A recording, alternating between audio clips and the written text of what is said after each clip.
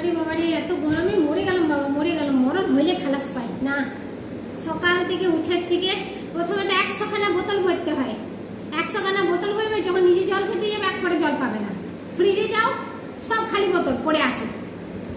আর সকালবেলায় উঠবে মাথা খারাপ হয়ে যায়। একদিকে বিছানার যেমনি ছিঁড়ে দেখো, একদিকে বোতলে গোড়া করে দিচ্ছে বোতল গেলা। হ্যাঁ, যেন সেই ছানে শুয়ে আছে সব, এমন করে বোতল গেলাকে। তারপরে কে বলবে আমি আজকে যাবো নেই ডিউটি, কেউ বলবে আমাকে গরম চা দিও না, আমাকে কোল্ড কফি দাও। মানে আমি পাগল হয়ে গিয়েছি। আপনাদের ঘরের পরিস্থিতি জানি না আমি, আমার ঘরে তো সকাল থেকে আমি থকি যাই। মানে আমার বলছি না, মনে যে এবার ভগবান যদি উঠাই নেই তো সব খালাস, ওইটাতেই আমি খালাস পাবো না। ছাড়া আর আমি নিশ্চিন্তে কোনো দিন 5 মিনিট শোবার সময় থাকে না।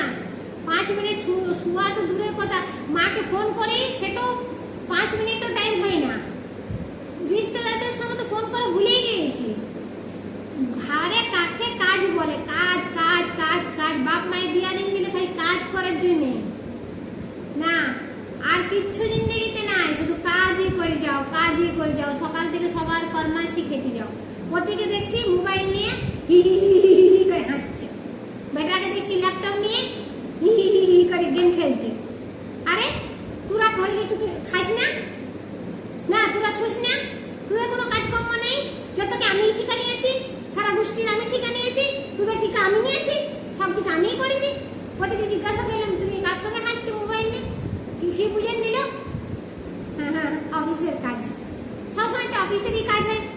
ভোরবেলায় উঠে বেটাকে দেখি মোবাইল, লোক ঠাকুর প্রণাম করে, বেটা মোবাইলকে প্রণাম করে।